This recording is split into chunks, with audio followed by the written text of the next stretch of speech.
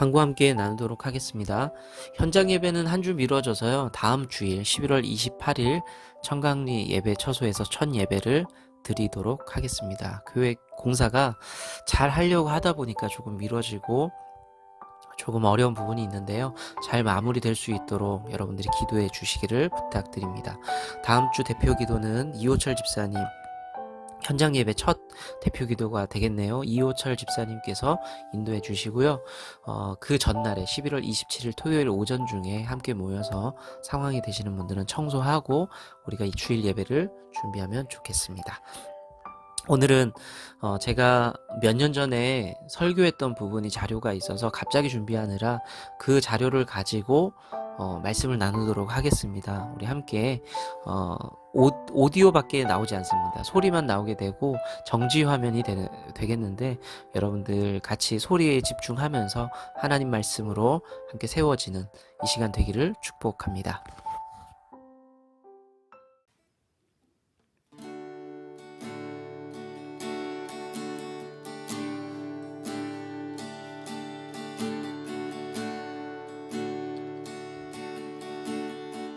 함께 고백합시다. 은혜 아니면 살아갈 수가 없네. 호흡마저도 다 주의 것이니 세상 평안과 위로 내게 없어도 예수 오직 예수뿐이네. 은혜 아니면 살아갈 수가 없네. 호흡마저도 다 주의 것이니 세상 평안과 위로 내게 없어도 예수 오직 예수뿐이네. 크신 게 왜 다 볼 수도 없고 작은 고난에 지쳐도 주께 묻기 나의 모든 삶 버티고 견디게 하시네. 은혜 아니면 살아갈 수가 없네. 나의 모든 것 다 주께 맡기니 참된 평안과 위로 내게 주신 주 예수 오직 예수뿐이네. 우리 함께 목소리 높여서 은혜 아니면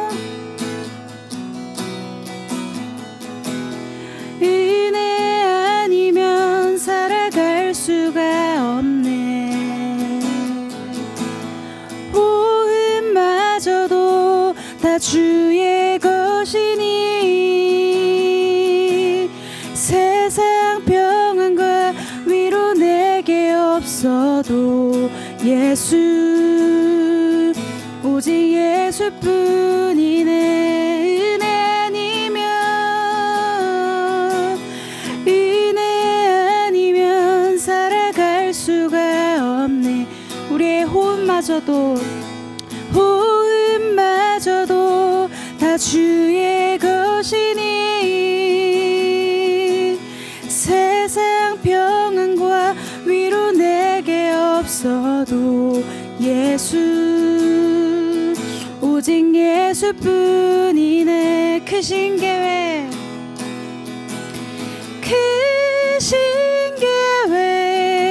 다 볼 수도 없고 작은 고난에 지쳐도 주께 묻기 나의 모든 삶 버티고 견디게 하시네. 크신 계획 다 볼 수도 없고 작은 고난에 지쳐도 주께 묶인 나의 모든 삶 버티고 견디게 하시네. 은혜 아니면 살아갈 수가 없네. 나의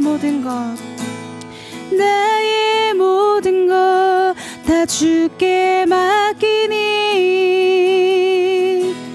참된 평안과 위로 내게 주신 주 예수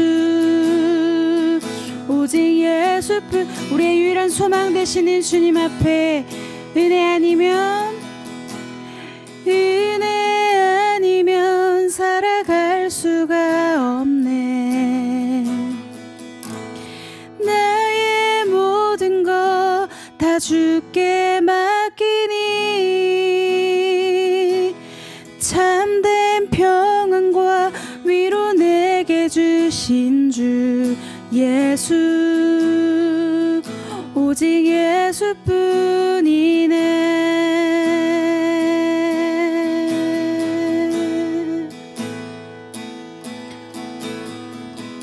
예수뿐이네. 밤이나 낮이나 어제나 오늘도 영원히 주만 찬양해.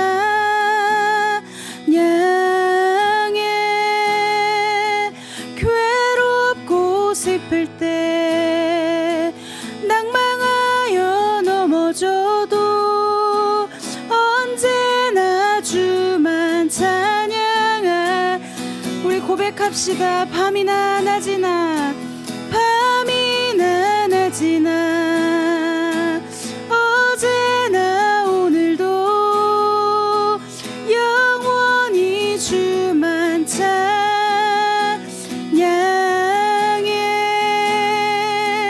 괴롭고 슬플 때 낭망하여 넘어져도 언제나 주만 찬양하.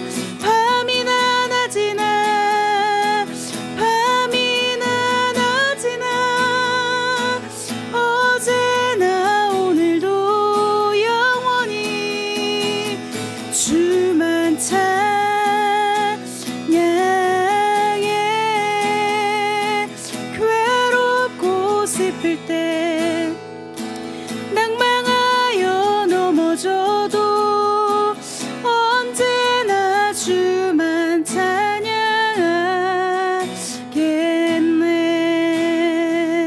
밤이나 낮이나 어제나 오늘도 영원히 주만 찬양해.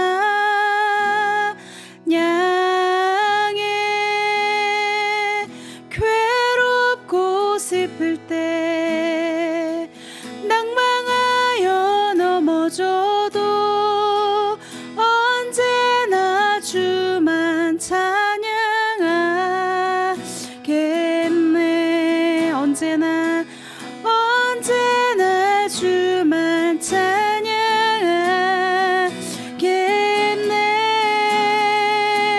언제나 주만 찬양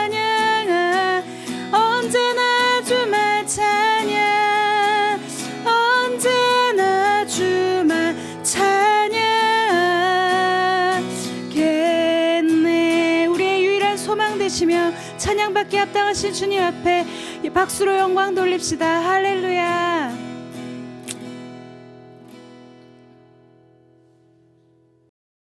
생명의 근원이 되시는 하나님 아버지, 오늘도 우리에게 새로운 날을 주시고 계절이 바뀔 때마다 아름다운 자연과 수확물을 허락하여 주심에 감사합니다. 이제 11월과 함께 얼마 남지 않은 올 한 해도 주님과 동행하는 귀한 시간이 되게 하시고 오늘도 우리와 함께 계셔서 죄와 어둠을 이기게 하시는 주님을 찬양합니다. 부득이하게 온라인 예배를 하게 되었지만 내리마을을 떠나 청강리에 새롭게 지어진 저희 좋은나무 교회가 오직 예수님의 존귀함만이 나타나게 하시고 항상 말씀이 왕성하게 하시고 기도의 불이 꺼지지 않게 하시고 이 교회에서 예배를 드릴 때 응답의 축복이 있게 하여 주시옵소서. 청강리의 하나님의 백성들이 저희 교회를 통해 희망을 느끼고 위로를 받게 하시고 기쁨을 느끼게 하여 주시옵소서. 오늘도 우리의 연약함을 아시는 주님, 위드 코로나로 일상의 회복을 준비하고 있는 저희를 강건하게 지켜주시고 질병으로 고통받는 사람들에게 주님의 귀한 능력의 손으로 치유하여 주시옵고 영혼이 힘든 자들을 위로해 주시고 평안을 주시어 기쁨과 소망을 잃지 않게 하여 주시옵소서. 사랑의 주님, 목사님께서 생명의 말씀, 축복의 말씀을 전하실 때 그 말씀에 성령님께서 함께 하셔서 성령의 능력을 더하여 주시옵고 거룩하신 하나님 말씀을 들을 수 있도록 우리의 귀를 열어 듣게 하시고 믿고 확신하며 말씀의 기쁨으로 순종하게 하여 주시옵소서. 하나님 아버지, 우리 교회가 참으로 하나님을 기쁘시게 하는 하나님의 마음의 터전이 되기를 원합니다. 이 거룩한 주일 아침 주님께서 세우신 교회를 위하여 일하시는 손길들을 기억하시고 오늘도 우리의 기도 가운데 함께 하시는 주님께 은혜를 구하며 주님 바라보며 나아가는 저희가 되게 하여 주시옵소서. 이 모든 말씀 우리를 사랑하시는 예수 그리스도의 이름으로 기도드립니다. 아멘.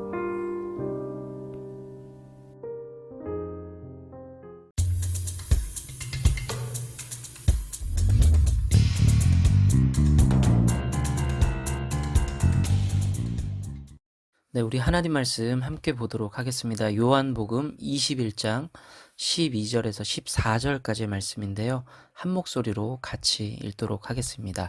시작.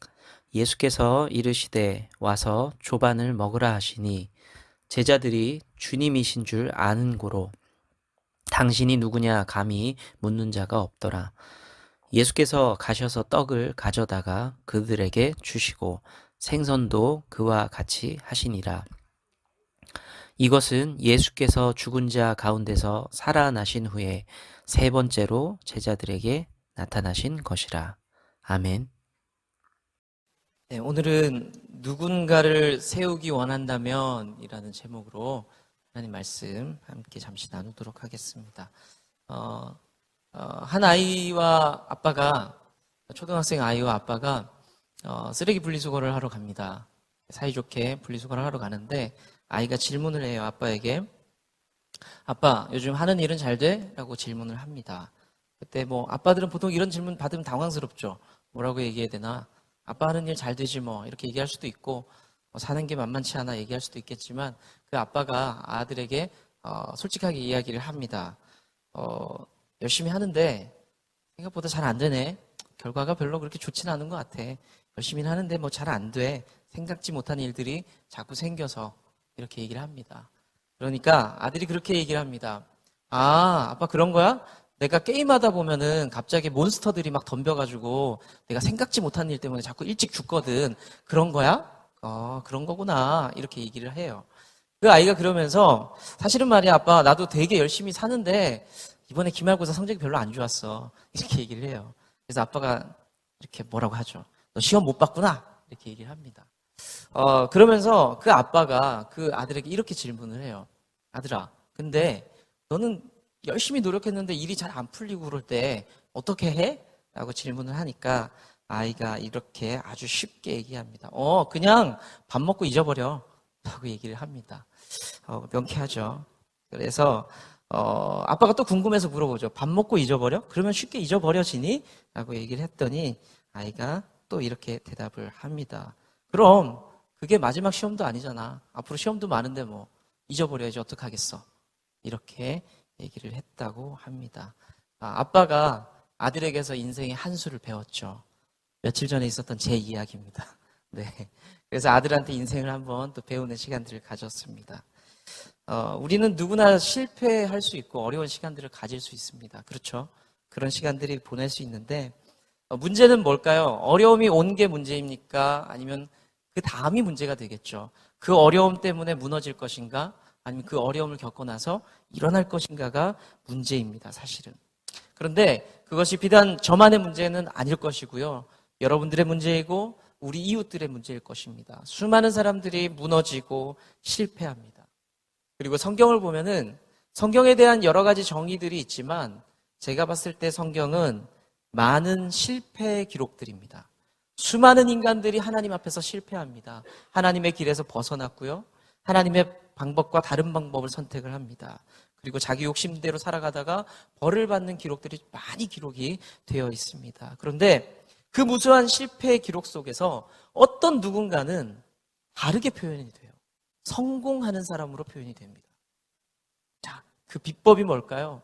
실패했지만 하나님 앞에서 성공자라고 불리는 사람들의 비법이 뭘까요? 하나님의 어떤 마법과 같은 일이 있었을까요? 그렇지 않아요. 하나님께서 얍 했더니 그 사람이 갑자기 성공자로 바뀔까요? 절대로 그런 일 없었습니다. 오늘 말씀을 통해서 누군가가 무너져 있는 사람이 새롭게 세워지는 역사가 어떻게 일어나는 것인가에 대해서 잠깐 생각해 보도록 하겠습니다. 첫 번째로 누군가를 세우기 위해서는 우리는 용서와 용납의 자세가 필요합니다. 용서하고 용납하는 자세가 필요합니다. 예수님께서 이 땅에서 30년을 조금 넘는 시간을 보내면서 가장 상처받았던 시간이 언제일까요? 한번 생각해 보시겠어요? 언제일까요? 바리새인과 논쟁하면서 인신공격 받았을 때? 그럴 때일까요? 아니면 호산나 호산나 사람들이 외치고 환영하다가 갑자기 배신자로 돌아섰을 때? 그때일까요? 아니면 나는 아무 죄가 없는데 재판을 받으면서 유죄를 사형을 선고받았을 때? 그때 빌라도에게 상처를 받았을까요? 보통 인생들이 사람들이 가장 큰 상처는 어떻게 받냐면 가장 가까운 사람들에게 받죠. 아닙니까? 맞아요. 그건 분명히 맞는 것 같아요. 저는 앞집 여자한테 상처 안 받습니다. 예, 지나가다가 인사하고요. 반갑습니다. 저 이사 가신 줄 알았어요. 오랫동안 안 보여서 상처 줄 일이 별로 없어요. 예, 그런데 가장 큰 상처는 아이에게 받을 수 있고 배우자에게 받을 수 있고 어머니에게 받을 수 있습니다. 예수님께서 가장 상처받았던 기억은 아마 그것일 거예요. 예수님께서 밤이 깊도록 기도하시고 잡히시던 날 예수님께서 잡혀가실 때 모든 제자들이 흩어집니다. 그리고 베드로가 몰래 쫓아가지만 쫓아간 뒤에 베드로가 그 앞마당에서 희롱당하고 조롱당할 때 그 상황 속에서 나는 예수님을 모릅니다라고 3번 부인하는 것을 예수님 몰랐을까요? 다 알고 계셨겠죠. 아마 그 상황이 가장 큰 상처로 남아있을 겁니다. 그런데 그렇게 며칠이 지나죠. 그리고 부활하신 예수님께서 어떤 행동들을 하세요. 막 돌아다니세요. 제자들을 찾으십니다. 예수님의 부활 사건 이후를 그래도 좀 세세하게 기록한 성경을 이렇게 찾아보면은 요한복음입니다. 그 부활 이후에 사건들을 좀 자세히 기록을 하고 있는데 예수님 무슨 일을 하셨나 봤더니 단연 그 첫 번째는요, 부활을 증거하는 거였어요. 내가 부활했다는 것을 알려주는 거였고요. 두 번째는요, 참 특이하게도 예수님께서 셰프로 변신하세요. 요리를 갑자기 많이 하세요. 아침 식사를 하시고요. 그리고 제자들을 불러서 밥 먹자고 합니다. 예수님께서 왜 그런 일들을 하셨을까요? 제자들을 불러 모으고 밥을 먹자고 하고 얼굴을 보자고 합니다. 왜냐하면 그 제자들의 상태가 절망했고 죄책감에 빠져 있었기 때문에 무너져 있었다는 거죠. 그래서 그 제자들을 다시 세우기 위해서 예수님은 알고 있었어요. 어떻게 해야 된다? 내가 그들을 용서해야 된다는 것을 알고 있었던 겁니다. 제가 제 아내에게 잘못을 했어요. 그래서 제가 막 주눅이 들어있고 제가 힘들어합니다.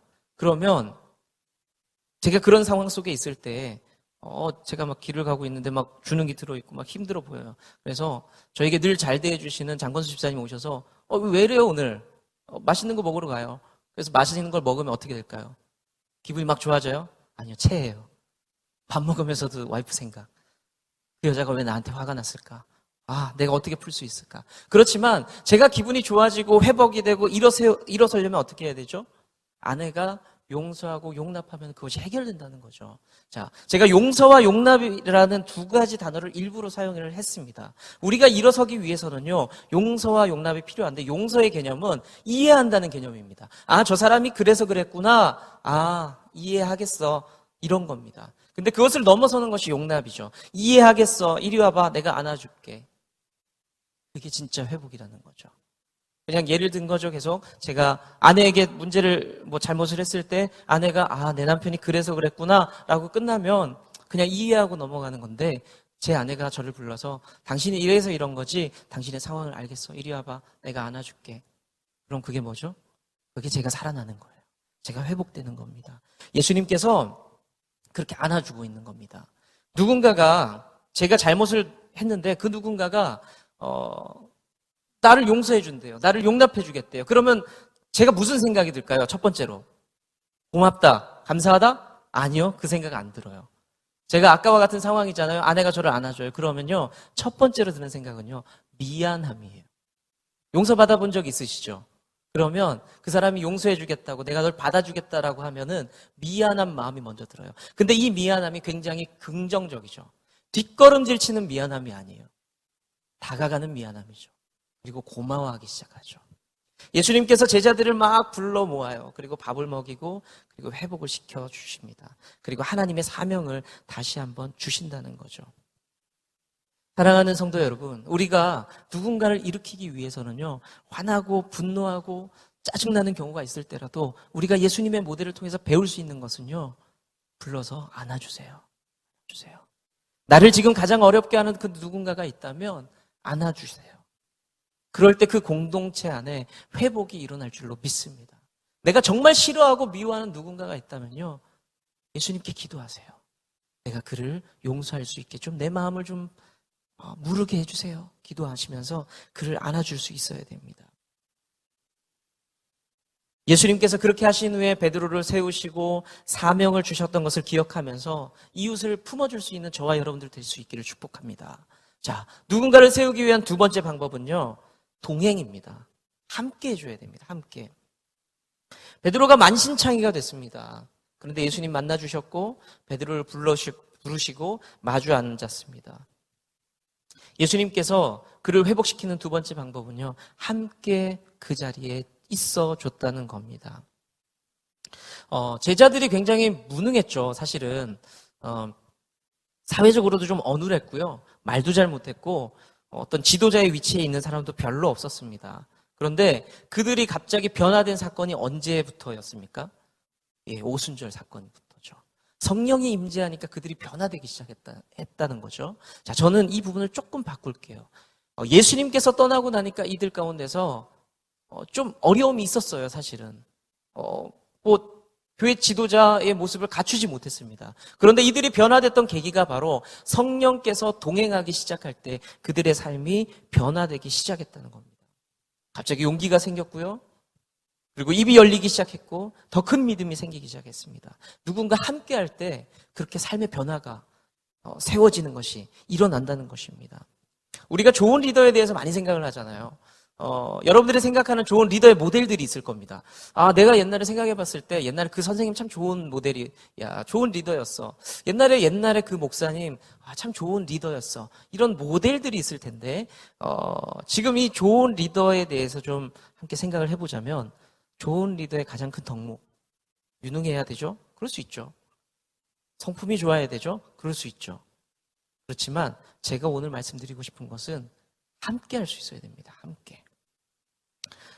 함께 할 때 그 따라오는 사람들이 같이 성장을 할 수 있다는 것입니다. 한번 그림 한번 보여주시겠어요? 이게 유명한 그림이죠. 리더와 보스의 차이가 뭐냐는 거예요. 보스는 어떻게 합니까? 하라! 저것을 해라! 라고 얘기하죠. 손가락을 가리키면서. 그리고 저렇게 얘기하는 사람들 꼭 하는 게 있습니다. 한 거 갖고 와봐! 그리고 막 혼내고 다그치는 일들을 하죠. 이 보스입니다. 보스. 그런데 리더들은 어떻게 하죠? 막 모여가지고 파이팅 하죠. 야, 우리 함께 해보자. 잘해보자. 라고 얘기를 합니다. 그렇게 그들과 함께하는 사람들이 리더입니다. 하나 그림 더 볼게요. 이것도 유명한 그림인데, 자, 보스는 어떻게 합니까? 과업 위에 올라타서 사람들을 더 무겁게 해요. 그리고 저리로 가자라고 얘기합니다. 힘을 내, 끌고 가 이렇게 얘기를 하죠. 근데 리더들은 어떻게 하죠? 제일 앞장서서 같이 끌고 갑니다. 힘들지? 야, 나도 힘들어. 근데 이거 끝내고 같이 밥이나 먹자. 그렇게 가는 게 리더라고 이야기를 하고 있습니다. 여러분들에게 질문 하나 던져볼게요. 리더와 보스 중에 어떤 게 더 탐나세요? 어떤 거 더 하고 싶으세요? 한번 들어볼까요? 나는 보스가 좋다. 들면 안 될 것 같아서 안 드는 거죠, 지금. 난 리더가 좋다. 난 리더가 되고 싶다. 예, 좋습니다. 손 들으신 분들 좋은 리더가 될 줄로 믿습니다. 네. 자, 리더와 보스를 이렇게 봤을 때요. 사실은 보스가 멋있어요. 예, 보스 멋있지 않으세요? 되게 카리스마 있고 되게 멋있어요. 저도 어릴 때 느와르 장르 영화 있잖아요. 홍콩 영화. 보면은 이렇게 두목 대장 보스가 이렇게 롱코트 입고 촥 가면은 다다다단 음악에 깔리면서 부하들이 막 쫓아가잖아요. 되게 멋있죠. 날 위해 죽을 수 있겠나라고 물을 때 충성을 다하겠습니다. 얼마나 멋있어요. 그런데 그런 리더십은 오래가지 못한다는 거죠. 오래가지 못하고 그렇게 오랫동안 행복하지 못합니다. 리더도 굉장히 멋있고요. 좋습니다. 그 보스도 참 좋아요. 그런데 제가 드리고 싶은 말씀은요. 리더는요. 더 좋습니다. 동의가 되세요? 왜 그러냐면 제가 사역을 해보니까요. 보스 기질을 가진 사역자들, 그러니까 저는 이제 특별히 찬양 사역으로 볼게요. 찬양 사역자들 중에서 보스 기질을 가진 사역자들은요. 롱런하지를 못해요. 그리고 마지막에 관계가 많이 어려워요. 사역의 열매를 맺기 위해서 막 어렵게 하거든요. 어렵습니다. 그런데 좀 리더 기질을 가진 사람들은요. 같이 가요. 찬양팀으로 예를 들어 보면요.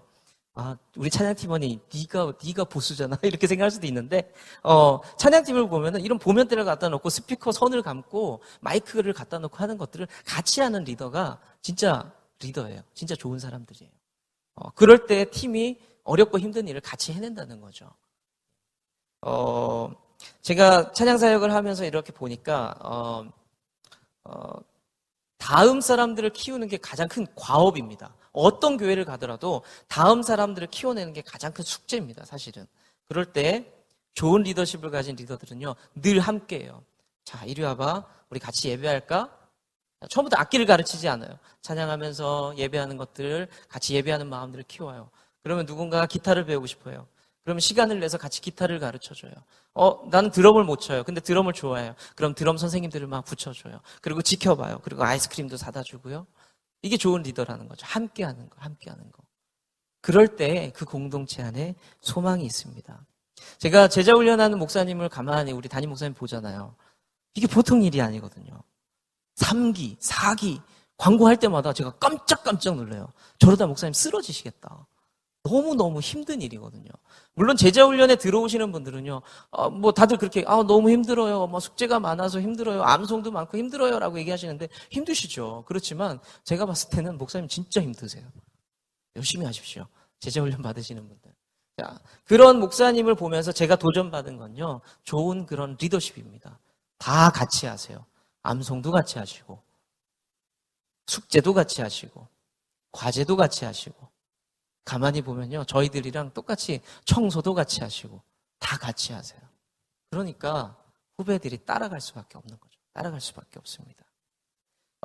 물론 보스는 예전에 제왕적 목회자상은요. 일하긴 되게 편하죠. 집사님 이거 하십시오 라고 하면 집사님들이 예전에 좀 쫄긴 했잖아요. 예 알겠습니다 하면서 그 일들 했잖아요. 근데 요즘 집사님들 그렇게 얘기하면 쫄아요? 딴 교회 가잖아요. 그렇죠? 아니에요? 딴 교회 간단 말이에요. 저는 그거 옳지 않다고 생각하고요. 그렇지만 우리 목사님 계셨어야 되는데 이렇게 좋은 얘기 계속 하는데 예. 우리 목사님처럼 저렇게 하시면요 성도님들이요 먼저 같이 가요. 그리고 두 번째 더 중요한 것은요 좋은 리더들이 그 가운데 생겨나기 시작하면서 교회가 굉장히 튼튼해지기 시작한다는 겁니다. 우리 교회 셀 리더들이, 우리 교회 어떤 중직자들이, 어떤 모임들이 건강해지기 시작하잖아요. 목사님이 살짝 빠져도 이제 건강하게 돌아간다는 거죠. 공동체가 그렇게 세워진다는 겁니다. 가만히 생각해보면 우리는 예수님이 동행하심으로 지금까지 여기까지 왔습니다. 집사님들 한번 생각해보세요. 내가 집사가 언제 됐더라? 10년, 20년 전? 가만히 보니 내가 이렇게 온 게 주님 덕분이구나. 제가 여기 이렇게 뵈면요, 예수 믿은 지 얼마 안 되셨고 그리고 집사님이 되신 분들도 계세요. 그런 분들을 한번 생각해 보세요. 아, 내가 집사가 되다니. 저 청년이 나한테 집사라고 부르네. 내가 집사였어. 감격적이지 않으세요? 그게 다 누구의 공로라고요? 주님이 나와 함께 하셨기 때문에 그렇게 됐다는 겁니다. 믿으십니까? 네, 저도 그렇게 믿습니다. 이제는 우리가 해야 될 일이 있습니다. 그게 뭐냐면 우리 주변에 있는 누군가가 있어요. 그 옆에서 누군가에게 그런 삶을 살아줘야 됩니다. 약한 사람들이 있어요. 그 사람과 함께 그렇게 살아줘야 됩니다. 아직 어린아이와 같은 그 누군가가 있어요. 그 누군가는요, 누구냐면요, 내가 제일 욕 많이 하는 사람이 있어요. 아우, 저 사람은 왜 저래? 그 사람이 제일 약한 사람이에요, 사실은. 그 사람 옆에 있어줘야 돼요. 이 사람이 왜 이런지는 차 한잔 마시면서 좀 물어보세요. 삶을 살아보세요, 같이. 들어보세요. 예. 그렇게 할 때 그 사람이 변화될 수가 있습니다. 그 어린아이와 같은 그 누군가가 진짜 내 자녀일 수도 있고요. 때로는 내 배우자일 수도 있고, 오히려 나보다 나이가 많은 내 부모일 수도 있어요. 그렇지만 분명한 것은 그 사람들에게 좋은 친구가 되어서 그들이 성장할 수 있는 동력이 되어줄 수 있는 제가 되고 여러분들 될 수 있기를 축복합니다. 예, 마지막 세 번째, 누군가를 세우기 위해서는 좀 희생이 필요합니다. 희생의 결정판 하면은 자녀 양육이겠죠. 아이들 키우면서 가장 큰 희생하고 고생을 합니다. 미성숙한 존재 옆에서 그를 같이 세워주고 일으켜준다는 거 굉장히 어려운 일이죠.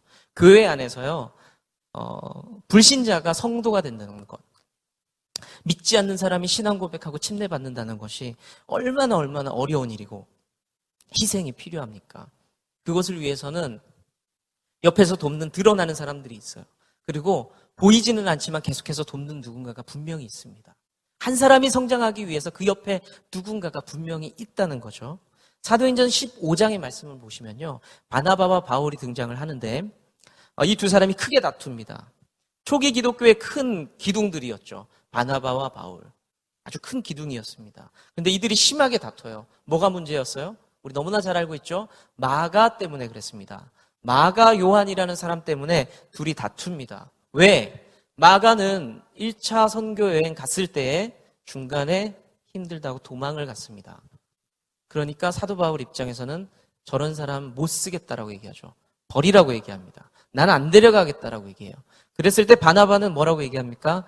데리고 가야 된다고 얘기합니다. 그걸로 싸움을 하다가 결국엔 바울은 실라라는 사람을 데리고 다른 길로 가고, 바나바는 그 우리 마가 요한을 챙겨서 또 다른 길을 가게 됩니다. 그런데 성경은요, 그 뒷부분 기록을 어떻게 하고 있냐면 바울 이야기만 해요. 바울 이야기. 그래서 곰곰이 생각을 해보면 바울이 맞나? 저렇게 신실하지도 못하고 연약한 사람은 그냥 버리는 게 맞나? 그런 생각을 좀 해보게 됐다는 거죠. 그런데요, 정말로 바나바의 결정이 틀렸을까요? 성경은 바나바를 틀렸다고 얘기할까요? 성경이 마가를 나중에 어떻게 평가하냐면요, 사도들의 큰 동역자로 표현을 합니다. 사도들의 큰 동역자. 베드로전서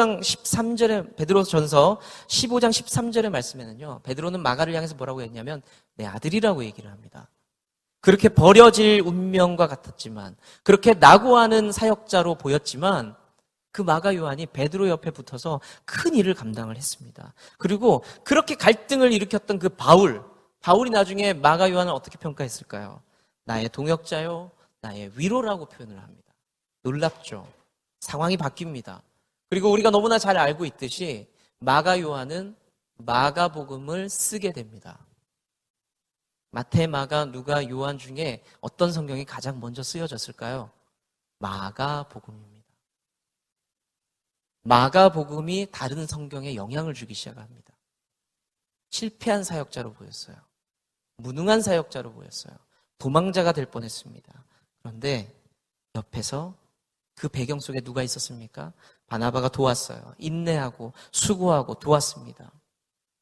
우리가 그 마가 요한의 심정을 충분히 헤아릴 수 있는 게요, 마가 요한을 가지고 막 바울과 바나바가 싸울 때 그 상황을 보고 있는 마가는 어떤 마음이었을까요? 난 쓸데없는 놈이야. 난 필요 없는 놈이야. 난 나고자야. 사람들과 못 어울리겠어. 아마도 그런 생각했을 겁니다. 나 그 교회 못 가겠어. 사람들이 다 나만 봐. 나는 그냥 떠나야 될까 봐. 사람들 눈이 엄청 무서웠을 겁니다. 그런데 그 곁에서 바나바가 그를 도왔죠. 왜 바나바가 그를 도왔을까요? 바나바는 원래 성품이 좋았다고 성경은 기록합니다. 근데 아무리 성격 좋은 사람도요, 시간이 지나면 바닥을 보이죠. 그렇지 않으세요? 그리고 바나바랑 그 마가 요한의 관계는 사실은 조카 삼촌 관계였어요. 그러면 혈육이었기 때문에 조카를 품었을까요? 한번 여쭤볼게요. 조카의 잘못을 다 품고 계세요? 아니면 조카가 잘못하면 막 뒤에서 뭐라고 하고 그러세요?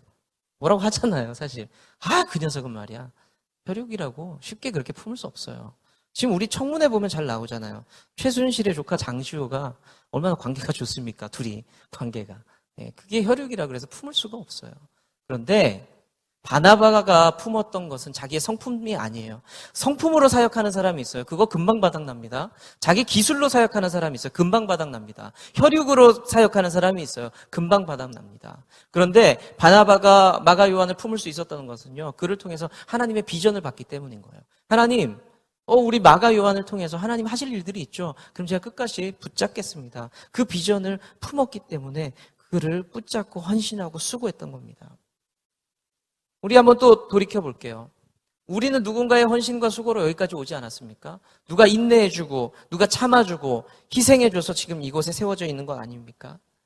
그렇다면, 그것을 기억한다면 아주 간단합니다. 우리도 그렇게 하면 됩니다. 말은 쉽죠. 그렇지만 다시 한번 말씀드립니다. 우리도 그렇게 해야 합니다. 힘들고 어려운 사람 옆에서 그렇게 해줘야 됩니다. 불쌍한 사람 돕는 거 어렵지 않습니다. 그런데 불쌍한 사람도 돕고요, 짜증나는 사람도 도와줘야 됩니다. 우리가 그렇게 해야 건강해집니다. 말씀 맺겠습니다. 제가 가만히 눈 감고 생각을 해봤어요. 이 말씀을 정리를 하면서 가만히 생각해 보니까 제 옆에도 수많은 사람들의 도움들이 있었어요. 제가 까까머리일 때, 고등학생 때 제게 복음을 전하기 위해서 애썼던 우리 전도사님, 그리고 선생님 계셨어요. 교회를 열심히 다녔어요. 그래서 시간이 좀 지났어 신학교를 갔습니다. 20대 초반에 사역을 할 때, 그때 그 어눌하고 서투른 신학생을 전도사로 세워줬고, 그리고 사랑해 주셨던 많은 목사님들이 있으셨습니다. 그리고 좀 더 시간을 지나 보니까 저를 지지해주고 동역해준 교사들, 선생님들이 있었고요. 제가 음악을 잘 몰랐기 때문에 참 어설프고 서툴렀을 텐데, 그래도 저를 도와줬던 찬양 팀원들이 있었기 때문에 계속해서 사역을 할 수 있었습니다. 그리고 지금 저를 품고 세워주는 세상교회 성도님들이 계시기에 제가 여기서 사역을 할 수 있는 것입니다. 그렇게 많은 분들의 오늘 세 가지 나눴던 용납과 동행과 그 이해로 한 사람이 제가 세워진 것입니다. 많은 동물들이요, 무리를 지어 다녀요. 외롭지 않기 위해서 그럴 수도 있겠죠. 그렇지만 자기를 보호하기 위해서 어떤 이유 때문에 무리를 지어서 다닙니다. 그런데 무리를 짓지 않는 어떤 동물들이 조금 있다고 해요. 그 동물 중에 한 종류가 뭐냐면 고슴도치입니다. 고슴도치. 무리를 짓지 않는다고 합니다. 근데 그 고슴도치가 가을이 되면 짝짓기를 해야 되는데 짝짓기 타이밍이 아주 짧다고 해요. 빨리 결정해야 된대요. 그것을 그 상황 속에서 머뭇거리면 짝짓기를 할 수 없다고 합니다. 그래서 수컷들이 머뭇거리면 끝나는 거고요. 재빨리 결정하고 짝짓기를 시도하면은 이제 가족이 생기는 거죠. 공동체가 생기는 거죠. 근데 그 고슴도치들이 왜 머뭇거리는지 아세요? 짝짓기 하기 전에? 짝짓기를 하려면 상처가 생긴다는 거죠. 그 가시 때문에. 그 상처가 때로는요, 골마서 그 고슴도치에게 치명상을 입힌대요. 그래서 고슴도치들이 그걸 주저주저 한다는 겁니다. 그렇지만 그 암컷과 수컷이 그 상처를 각오하고 짝짓기를 하게 될 때 공동체가 생기죠. 가족이 생기고 새끼가 생겨요. 그런 열매를 보게 됩니다. 그림 하나만 보여주세요. 그리고 새끼를 낳잖아요. 그럼 고슴도치 애미가 이 뱃살이 되게 연하잖아요. 가시도 없고 연한데 새끼들을 저렇게 품어요. 그러면 또 막 찔려요. 예. 아픔을 감수해야 새끼들을 보호할 수 있다는 거죠. 우리가 이제 좀 봐야 돼요. 주변을 봐야 돼요. 옆에 계신 집사님들이 가시가 있을까요? 없을까요? 이렇게 쳐다보면 민망하긴 하지만 있죠. 왜 없으세요? 그래서 가까이 가면 찔릴 것 같죠. 그런데 찔릴 것 같고 상처받을 것 같고 내가 힘들어질 것 같아서 안 다가서면요, 우리는 좋은 공동체를 만들어갈 수가 없어요. 그렇지만 내가 상처받을 것을 각오하고 내가 아픈 것을 좀 견뎌내면서 옆에 붙기 시작하고 부비기 시작한다면 우리는 또 다른 새끼를 낳고 공동체를 이루고 멋진 그 공동체를 만들어갈 수 있다는 것입니다. 우리가 옆에 있는 사람들, 우리 교회 공동체 미성숙하고 불편할 수 있지만 안아줘야 될 지체들이 많이 있습니다. 가시에 찔릴 것 같아서 두렵지만 가까이 다가가야 될 그 지체들이 있습니다. 그 두려움을 이길 때 우리는 더 큰 영적인 기쁨을 누릴 수 있다고 저는 믿습니다. 그렇게 할 때 새 생명을 잉태할 수 있다는 것입니다. 세 가지를 기억해 주세요. 용납해야 됩니다. 함께 해줘야 돼요. 그리고 희생할 수 있어야 됩니다. 그런 저와 여러분들 되기를 바랍니다. 그런 우리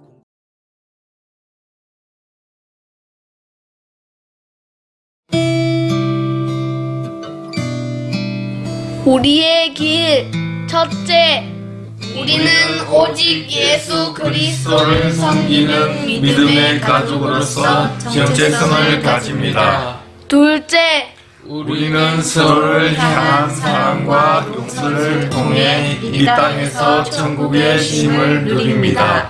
셋째, 우리는 십자가의 사랑과 부활을 증거하며 또 다른 좋은 열매를 소망합니다. 아멘.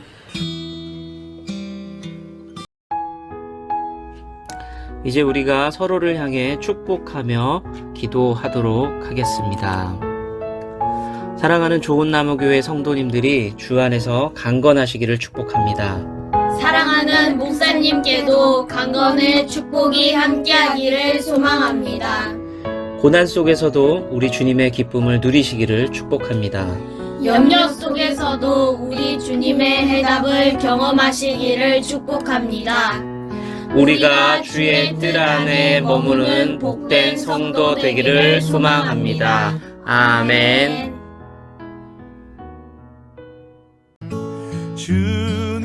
주님은 나무, 당신은 가지니 사랑의 열매 맺기에 주